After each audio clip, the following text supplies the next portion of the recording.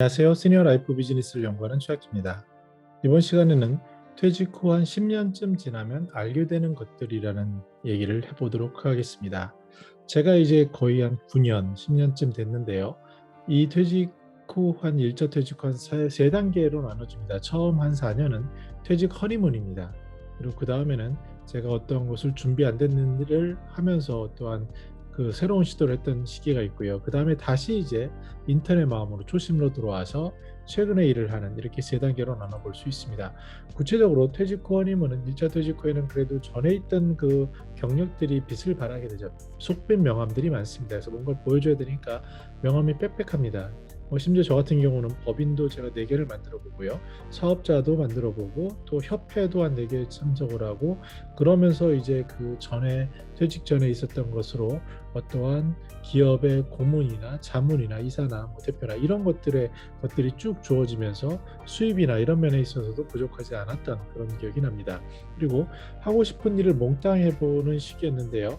매일 아침같이 그 산책을 할 수 있었고, 그 다음에 원하는 나라를 그 기회가 되면 갈 수 있었고, 또 저 같은 경우 맨발로 이제 산책하면서 맨발 걷기를 했는데 북한산은 물론 백두산, 뭐 알프스 이런 히말라야까지 이렇게 다 가볼 수 있는 기회도 생기고 이제 친구들과 같이 테니스 하는 것도 너무 즐겁고 골프도 하고 심지어 필라테스, 요가 이런 수영 이렇게 쭉 해볼 수 있는 어떻게 보면 굉장히 다 해본 그런 시기라고 할 수 있겠습니다. 또한 실험도 많이 해봤는데 지방에 이제 지인들과 같이 그 뭐 산을 한번 산에 땅을 사볼까? 그다음에 이제 공동체 그 아파트에 공동체 입주자 대표도 해보고 또 투자의 경우도 부동산 임대 사업이라든지 아니면은 그 또 주식이라든지 그리고 암호화폐라든지 이런 것들을 쭉 한번 다 테스트할 수 있는 그런 허니문 시기가 있었습니다.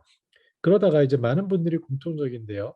남과 비교하게 됩니다. 그리고 내가 준비하지 않았지만 뭔가 할 수 있다라는 생각을 가지고 저 같은 경우 이제 시니어 쪽에 당시만 하도 10년 넘게 이렇게 기반이 있었기 때문에 나는 시니어 비즈니스를 해야지라는 생각으로 들어갔습니다. 근데 기본기인 밑바닥을 몰랐고 그 윗부분이나 그 피상적인 것들을 이해하고 있었죠. 두 번째는 저 같은 경우는 민간 기업에만 있었기 때문에 한 10개의 회사를 옮겼는데요. 그런데 이런 민간 기업에 있었고 공공도 비즈니스를 할 수 있고 이해한다고 했지만 그 시각을 보는 시각이 부족했습니다. 특히 시니어 비즈니스 이거는 공공 쪽의 그 비즈니스라고 할 수 있고 공공 쪽의 시각이 중요한 공익 사업인데요. 이것을 이해하지 못하고 오히려 배척하면서 내가 뭐 비즈니스 사업하려고 하는 거지 이렇게 공공 쪽은 하지 않을 거야라는 어떠한 그러한 그 시각적인 부족함도 있었을 뿐만 아니라 자만심까지 그게 달했던 것 같습니다. 이러한 준비 안 된 일에 따라서 리스크는 굉장히 커졌고요. 그리고 다시 이제 추스리면서 현실을 인식하는 시기가 됐죠. 그래서 제가 잘하는 게 뭔가, 그래서 제가 그것은 주로 전에 회사에서 했던 것들과 연관이 있는데요. 그래서 그 리서치라든지 컨설팅이라든지 교육이라든지 또 이제 투자 대행이라든지 그리고 이제 유튜브 컨텐츠를 활용한 이러한 것들 하면서 지금은 시니어 라이프 비즈니스를 연구하는 일로 굉장히 좁혀지면서 제가 할 수 있는 부분들을 최선을 다해서 그리고 밑바닥부터 하는 그런 자세를 갖게 되었습니다. 퇴직 후에 이런 생각을 이제 현실적인 걸 얘기를 하면요. 다른 시간에도 몇 번 말씀드렸지만 이게 시간표입니다. 시간표를 채울 수 있습니까? 대부분 보시면 점심 약속 하나 잡는 거 정도가 다고요. 그리고는 아마 없을 겁니다. 이게 나이가 더 갈수록 더 심해지고요. 일자리라는 것도 일을 하게 되면 모르지만 없게 되면 더 텅 빈 시간들로 가득 채워집니다. 이것을 채우지 못했을 때 이것을 취미라든지 소일거리라든지 다른 자기의 관심사라든지 이런 것들로 채우지 못하고 혼자서 고립되었을 때 주는 것들은 지금 코로나 때 극명해지는데 점차 소파에 앉게 되고 그것에서 하루를 정말 지루하게 그러면서 겉으로 늙어가는 이런 모습을 볼 수 있는 현실에 취해져 있습니다. 객관적으로도 전에 일을 한 4시간 정도 통계적으로 한다고 하면 1시간 정도밖에 못하니까 3시간을 채워야 되는데 그것을 채우기가 마땅치 않습니다. 특히 사람 관계도 그렇고요. 그리고 두 번째는 직업에 있어서 누차 말씀드리지만 60이라는 숫자가 주는 그것은 너무나도 크죠. 그 이전에 왕년에 뭐 했든지 현실 세계에서는 아직까지는 어렵고요. 그리고 돈에 있어서도 30만 원 노인 일자리가 주는 30만 원은 은행에 3억 예치한 것과 같다라고 말씀드렸습니다. 공공 쪽에서 아무리 돈의 크기를 늘리려고 하지만 최근 50만 원, 80만 원 정도가 맥스고요. 120만 원짜리가 나타나기를 사람들은 바라지만 그런 것들은 아직까지는 굉장히 요원한 일이 됐습니다. 그렇지 않으면 자기가 하기 전의 일들, 뭐 육체적인 일이라든지 정말 자기 걸 모든 걸 내려놓고 하는 일을 해야 되는데, 그러면 시간이라는 것을 줄이게 되고 또 자기의 노화 정도도 반영되기 때문에 그 지속 가능성은 떨어질 수밖에 없죠. 무엇보다 제가 두 번째 시기 허니문 이후에 준비가 안 된 상태에서 리스크를 지는 것처럼 창업이라든지 사업이라든지 뭐 투자라든지 이런 것을 하게 됐을 때 그것은 돌이키기 어렵습니다. 누군가 그나마 안전적으로 하지 않거나 조금 과하게 되면은 바로 낭떠러지에 떨어지는데, 제가 뵌 여러 특히 이제 좋은 기업에 다녔거나 그전에 훌륭했던 분들일수록 노후가 굉장히 어려움에 처하게 되는 경우를 보면 대부분 주변에서 보셨을 거예요. 투자를 잘못했거나 창업을 했다거나 자기가 충분한 준비 없이 민간에서 잘했으니까 여기서도 잘할 거야라는 착각을 한다거나, 특히 대부분의 사람들은 자기의 직장 생활 이런 것은 전체 사회를 놓고 보면 굉장히 좁은 분야입니다. 예를 들어서 금융권에 있었다 그러면 금융이라는 것은 전체 산업 중에 아주 일부분이거든요. 근데 여기서 잘하는 것이 여기서 통할 거라는 착각을 하게 되고요. 이런 착각들이 현실에 부딪히면서 배워야 할 레슨들이 필요하고 밑바닥부터 단계가 필요한데, 이것들을 놓치고 과하게 투자하거나 과하게 위험을 줬을 때 다시는 회복하기 어려운 일이 발생을 합니다. 관계에 있어서도 말씀드린 것처럼 독고 확률은 여기서 혼자서 살아갈 삶이 너무나도 자명한 시대죠. 30% 이상이 1인 가구고 특히 돌아가실 순간에 혼자 돌아가실 확률은 이거보다 훨씬 높습니다. 시골에 가보면 실제로 문을 열었는데 이렇게 돌아가신 경우도 있고요. 외국 영화를 많이 보더라도 실버 영화를 보시게 되면 그 주변에 얘기하시는 게 친구분들 돌아가신 것들, 갑자기 하신 것들, 뭐 이런 것들입니다. 그리고 혼자 살 확률은 너무나도 높아지고 그 관계라는 것도 요새 자녀들도 너무 바쁘기 때문에 그전에 소통의 관계와 질을 잘 관리하지 못한 분들은 혼자 떨어져서 다시 회복하기도 어렵고요. 그리고 이제 누구나 다 서로 독립을 하고 독립적으로 살아갈 수 있는 기반이 돼야 되는데 자녀의 경우에 그렇습니다. 뭐 유튜브 채널 보시면 시니어 전문가 분들이 얘기하는 공통적으로 얘기하는 게 자녀에게 너무 과하게 투자하지 말아라. 그리고 자녀들이 사업하겠다고 뭘 하는 것을 말려라. 아니면 거기에 대해서 어느 정도 최소한의 지킬 수 있는 자산을 만들어놔라. 이런 조언을 많이 하는데 현실 세계에서도 많이 나타납니다. 특히 우리나라 부모님들의 마음은 자녀를 향해 있기 때문에 이것이 끝까지 큰 리스크로 남을 수 있습니다. 이것을 방지할 수 있는 것은 바로 자녀에게 독립심을 키우는 거고요. 그 독립된 개체로서 서로가 동등하게 살아갈 수 있는 그런 구조를 만들어 가는데 그런 연습을 하는 단계가 지금이라고 보여줄 수 있겠습니다. 네, 정리해서 그러면 퇴직 10년 차쯤 돼서 생각해 보는 크게 꿀팁을 현금 흐름, 건강, 시간 측면에서 말씀드리도록 하겠습니다. 현금 흐름 측면에서는요, 평생 직업이 필요합니다. 이게 꼭 뭐 예전처럼 돈을 많이 받는 게 아니라 30만 원을 벌어도 괜찮고요. 아니면 일거리여도 괜찮습니다. 아니면 취미여도 괜찮습니다. 내가 눈을 뜨고 나는 이걸 하는 사람이야 라고 얘기를 해야 되죠.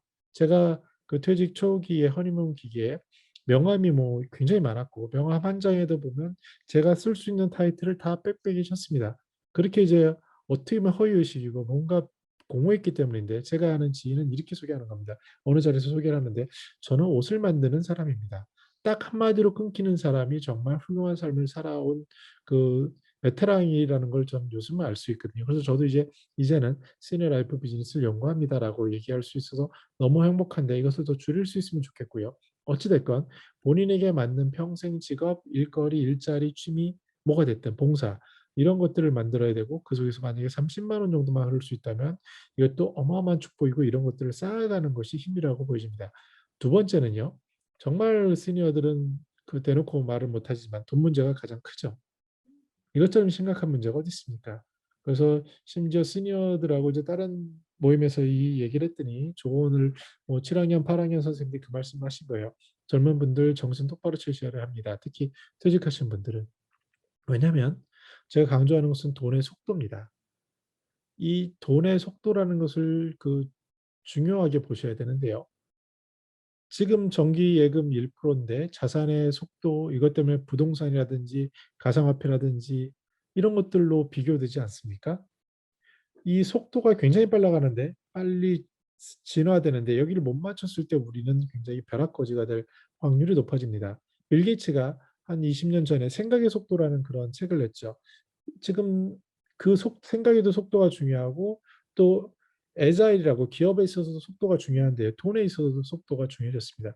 그러면 이 속도를 시니어들이 맞춘다는 것은 리스크가 있기 때문에 변동성이 크죠. 이 변동성을 줄이면서 속도를 맞출 수 있는 방법들을 찾아내야 합니다.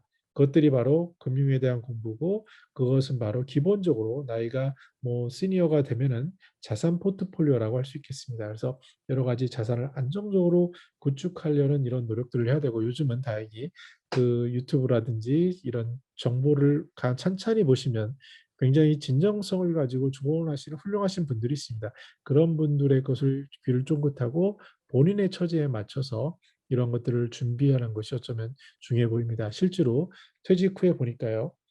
그 안정적으로 비교적으로 행복하게 사시는 분들을 보면 부동산으로 성공하셨거나 그 주식으로 성공하셨거나 어떤 자기의 일로 성공했거나 자신만의 장기를 가지고 미리 이런 것들에 대한 충분히 준비를 하고 위험 요소를 줄이고 검소하게 검약하면서 삶을 계획하신 분들이 이렇게 안정적인 그런 구축을 할 수 있는 사례를 많이 보았습니다.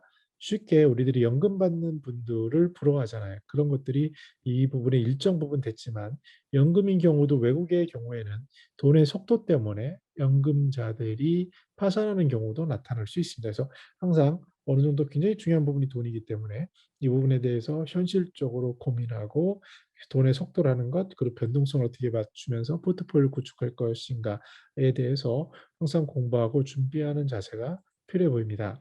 건강에 있어서는요, 지속 가능해야 합니다. 자기가 접근할 수 있는 거여야 되고요. 비용도 많이 들지 않아야 되죠.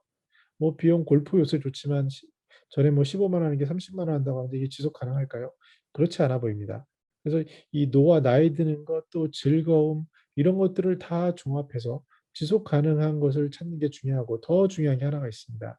그것은 바로 사람을 향해야 한다는 겁니다. 이 취미라는 것, 운동이라는 것 이런 것들을 가만히 생각해 보면은 아까 우울증이라는 것도 그렇고요. 혼자 있고 고립되는 방향은 바람직하지 않고 시니어 삶에 있어서 굉장히 독약이 될 수 있습니다. 그래서 이러한 시간을 보내고 건강을 하는 것조차도 다 지속 가능성과 함께 사람을 향하는 것들로 방향을 맞춰보는 것이 필요해 보입니다. 끝으로 시간에 있어서 아까 관계를 얘기했는데요. 듣고 공감하는 게 중요합니다. 그리고 그 시간을 어떻게 이제 전체를 목표해 보면은 그 앞으로 살아갈 날보다는 그 살아온 날이 더 많지 않습니까? 그러면 사람이 이제 흔적을 남기게 되고요. 그런 것을 기록하는 연습이 필요하고요. 또 그리고 내가 어떤 공헌을 할 건지를 고민하는 삶이 아름다워 보입니다. 그래서 최근에 이제 아시는 분들은 웰다잉도 공부하시는데 그 웰다잉이라는 게 다분히 의료적인 측면에 국한되어 있기도 하지만 더 중요한 것은 당신의 삶을 돌아보고 당신의 삶이 어떠한 가치와 흔적이 있는지를 남기는 그러한 준비들로 이어지고 이것들을 인식하신 분들이 오늘 하루를 살아가는 데 있어서도 조금 더 의미를 가지고 새로운 그런 사회의 더 나은 시니어 삶을 만드는 이런 분들을 볼 수 있었습니다. 그래서 듣고 공감하고 흔적을 남기고 공헌하는 것이 필요해 보입니다. 일전에도 말씀드렸는데 윤여정 선생님이 내 나이는 지금 처음이에요. 이런 자세가 있기 때문에 젊은 사람들도 소통하기를 좋아하고 도전하는 것을 본받는 겁니다. 마찬가지로 누구나 이 시니어 삶은 처음 아니겠습니까? 처음 살아보는 삶이기 때문에 조금은 겸손하게 그러나 조금은 도전적으로 오늘을 사는 자세로 열린 마음으로 준비하는 게 필요해 보입니다. 직후 한 10년쯤 돼 보니까 이러한 것들을 느끼게 되었습니다. 근데 이 얘기를 다른 단체에서 이제 발표를 했었습니다. 그러다 보니까 여기서도 어르신들이나 선배님들이 그런 얘기를 하더라고요. 다 많은 사람들이 동일한 패턴으로 이것을 겪게 될 것이다. 근데 중요한 것은 우리가 오늘을 가치 있게 그리고 인생이 지금으로 끝나는 것이 아니라 또 새로운 인생이 열릴 수 있고 또 새로운 희망과 즐거움이 생길 수 있기 때문에 이런 설레는 마음으로 오늘을 준비하고 이제 겨우 10년인데 또다시 남은 10년을 준비하고 5년을 준비하고 이렇게 하면서 나를 더 조금 더 성장한, 조금 더 성숙한, 조금 더 젊어지는, 조금 더 그 나은 삶을 만드는 그런 저희가 되지 않을까 생각해 보았습니다. 저는 더 나은 시니어 삶 공동체를 연구합니다. 감사합니다.